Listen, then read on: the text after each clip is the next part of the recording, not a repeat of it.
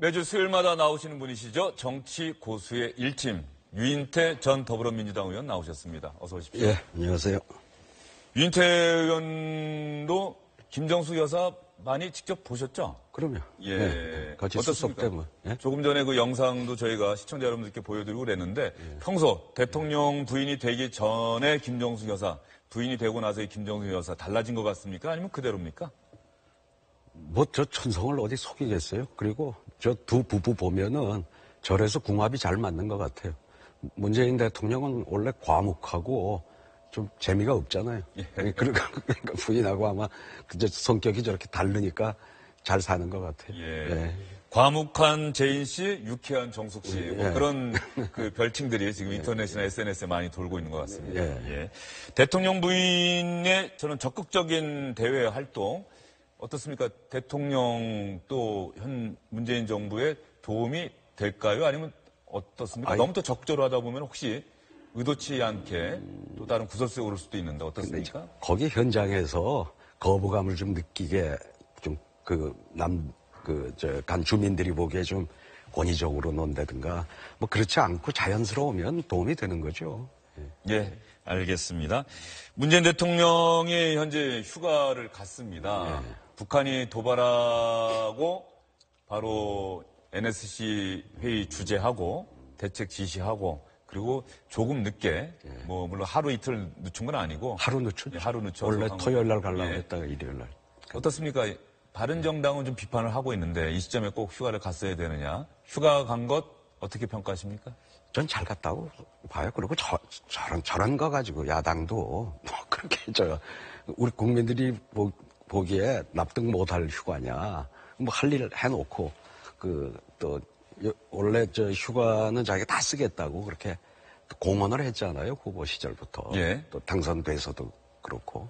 전 뭐 저거 가지고 시비 걸 일은 아니라고 봅니다. 시비 걸 일은 아니다. 이번에도 보면 저희는 미처 알지 못했습니다만은 오대산 등반을 한 것 같고요. 그 과정에서 만난 시민들과 사진도 찍고 또 땀에 절은 그런 옷차림으로 환하게 또 시민들과 사진도 찍고 악수도 하고 이런 사진 보였는데 문재인 대통령도 이런 모습을 의도하는 걸까요? 아니면 전혀 어떻습니까? 평소 문재인 대통령 스타일로 봤을 때.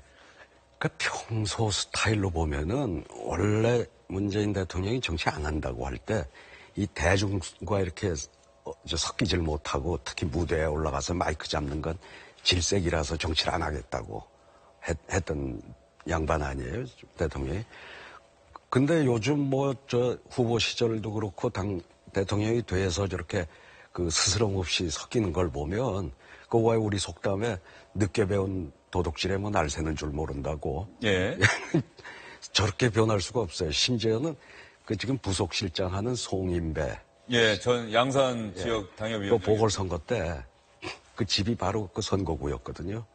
거기 한 번만 무대에 올라가서 인사만, 마이크 잡지 말고 인사만 하라고 한 것도 안 하고 뿌리치고 갔었어요. 그랬던 사람이 요새 저러는 걸 보면 참 사람이 변해도 저렇게 변하는구나 싶어요. 정말로 문재인 대통령이 치열한 노력을 통해서 본인의 스타일까지 바꿨다. 성격까지 바꿨다고도 볼 수 있는 거겠네요. 뭐 사람을 만나는 거를 기본적으로 이렇게 즐겨하지 않던 한 정치인이 정말 대통령이 되겠다는 꿈을 안고 좀 치열한 노력 끝에 바꾼 건 아닐까요? 노력 끝에 바뀌었다기보다 원래 그런 걸 이렇게 잘 못하다 이제 어울려 보니까 너무나 자연스럽게 잘 하잖아요. 예. 그래서 제가 아까 말한 우리 속담에 나오는 예. 비유를 들었듯이. 유인태 의원이 문재인 대통령과 친하시니까 그런 속담 쓰신 거죠? 늦게 배운 도둑질이라는 또 표현에 일부 또 분들은 또 동의하지 않을 수도 있는데 어떻습니까? 불과 송인배 보궐선거 한 게 얼마 전 아니에요. 예. 근데 그때 글쎄 인사 한번 하라는 것도 송인배를 그렇게 돕고 싶으면서도 그걸 못했던 양반이 이제 저렇게까지 요새는 자연스럽게 어울리는 걸 보고 참 정말 세월이 무섭구나 뭐 이런. 예, 어쨌든 간에 문재인 대통령 취임 이후에 그것이 가장 달라진 점이다, 청와대가. 예. 그런 평가들은 뭐 많은 것 같습니다. 예. 대통령이 일반 국민들과 시민들과 스스럼 없이 악수하고 사진도 같이 찍고 말이죠. 예전에는 없던 일이었기 때문에. 예. 그리고 이번에 사드 배치 문제와 관련해서 최근 언론 보도를 보면 여권 안에서 지금 내부 갈등이 있는 것 아니냐. 아무리 긴박했다고 하더라도 일반 환경영향 평가 받기로 한 상황에서 대통령이 사드 나머지 발사대 4개도 추가로 배치하라. 임시라는 전제를 달긴 했지만 이것이 과연 적절하느냐 이런 논란이 좀 있는 것 같은데 어떻게 보십니까? 뭐 있을 수밖에 없죠. 그리고 문재인 대통령을 지지했던 사람들 중에 그 다수는 뭐 사드 배치에 반대하는 사람들이라고 봐야 되고 소위 자기를 지지했던 사람들의 여망 그리고 또 후보 시절의 공약을 어기면서까지 하여튼 어쨌든 이게 뭐 임시 배치라고 해도 사기마저 배치를 하라고 했잖아요. 저는 뭐 짐작컨대 어쩔 수 없는 사정이 있었던 게 아니냐. 그러니까 한미 정상회담을 앞두고 굉장히 삐그럭거렸잖아요. 그렇죠. 그때 뭐 더빈인가 상원 원내 총무 와서 도대체 이 사드를 저렇게 늦추고 하는 게 이해가 안 간다. 뭐 그러면 우리 미군이 뭐 철수할 수도 있다. 뭐 이 비슷한 얘기도 하고 그랬었잖아요. 근데 뭐 정의용 안보실장이 나중에 정상회담 이후에 밝혀졌지만 극비리에 1박 2일 또 미국을 다녀가서 맥메스터 집에서 몇 시간인가 뭐 얘기를 하고 나서 결국 한미 정상회담에서 사드가 아예 언급이 안 됐잖아요. 뭔가 묵계가 있지 않았겠느냐. 그 묵계를 지금 이게 실천하는 거 아니겠냐. 되게 그렇게 볼 수밖에 없지 않은가. 그만한 속사정이 있었을 것이다. 한미 정상회담을 좀 원만하게 치르기 위해서 했던 어떤 약속의 실천 아니겠냐. 그렇게 좀 보여지네요. 예. 그런데 내부에 문재인 대통령을 지지했던 분들이 그런 사드 임시 배치라고는 하지만은 그 배치라고 하는 지시에 대해서 반발하고 경상북도 성주 지역 주민들 격렬하게 반발하고 말이죠. 예, 이런 반발을 어떻게 무마할 수 있겠느냐, 어떻게 이 상황을 갈등 국면을 조정할 수 있겠느냐, 어떻게 보십니까? 성주 주민들 반발이야 공약을 어겼으니까 반발하는 게 당연한 거고요. 당내에서의 이제 반발은 어떻게든지 당 지도부나 청와대가 나서가지고 좀 저간의 사정을 설명하면서 좀 설득을 시켜야 되겠죠. 예. 그런데 보면 말입니다. 예. 대통령이 되기 전에 약속했던 것하고 대통령이 되고 나서 내가 대통령이 되고 나서 이렇게 봤더니 내가 알지 못했던 이런 것들이 있습니다. 그러니까 어쩔 수 없이 죄송하지만 내 공약의 일부를 수정할 수밖에 없습니다. 이런 일들이 많이 보이나요? 많이 생기겠죠. 노무현 대통령 때도 그랬습니까? 마찬가지죠. 예. 그때도 취임 초에 결국 이락 파병을 전투부대는 빼고 어쩌고 했지만 축소하고 했지만서도 그 했을 때 우리 지지층으로부터 노무현 대통령이 그 명분 없는 전쟁에 우리 군을 파견하냐고 얼마나 지지층으로부터 비난을 받았어요. 이미경 의원이 끝까지 국회 표결에서 반대하고 그랬던 기억도 납니다. 예.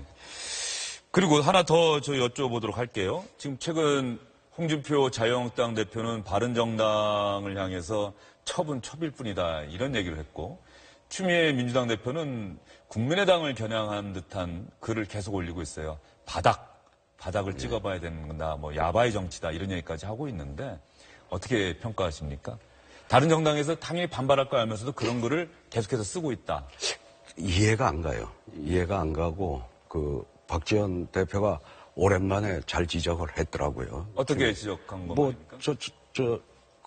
청와대에 굉장히 부담이 되겠다라는 지적을 한 거는 아주 정확한 지적인 것 같은데. 지금 화면에 나가고 있는 것처럼 박지원 국민의당 전 대표가 집권 여당의 대표면 국정 문제를 야당과 풀어나가야 되는데 싸움질만 걸어오는 걸 보니 청와대가 부담되겠다 하는 생각을 한다. 담당하는 일이 그것밖에 없나 봐요. 추미애 대표는 이게 생각해 있는 것 같습니다.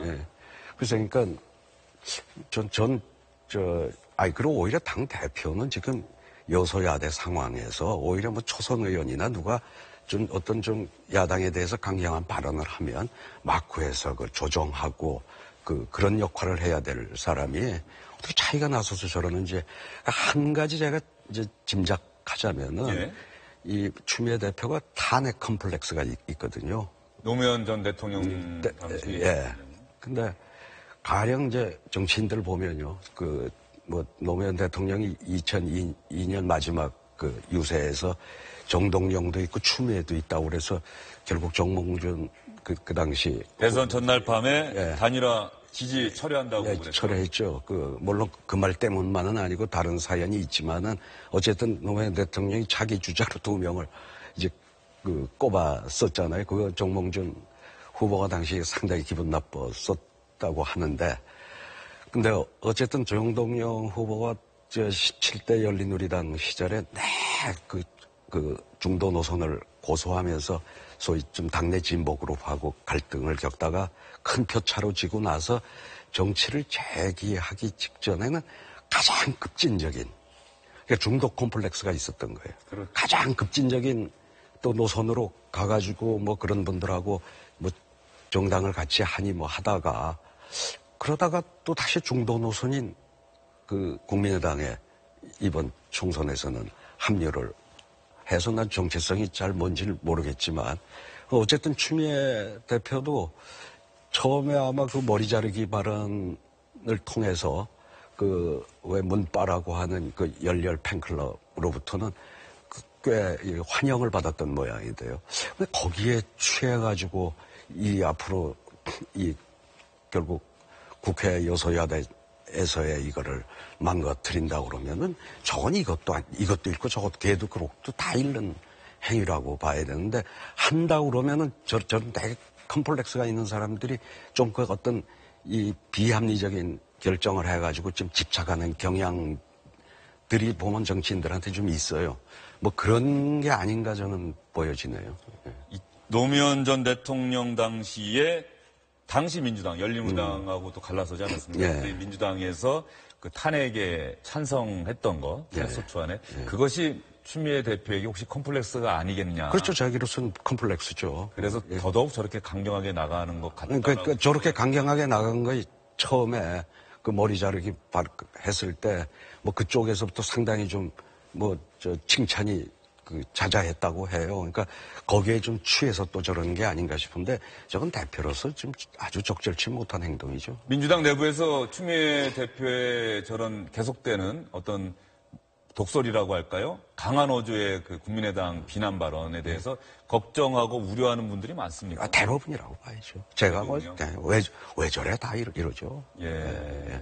그러면은 추미애 대표와 또 당 내부에서 어떤 갈등이나 이런 것들이 일어날 수도 있겠네요, 앞으로. 지금 뭐 잠복해 있다고 봐야죠, 이미. 예. 알겠습니다. 그 부분에 대해서는 또 계기가 있으면 다시 한번 더 심층적으로 우리 위원님께 여쭤보도록 하겠습니다. 오늘 말씀 여기까지 듣겠습니다. 예. 감사합니다.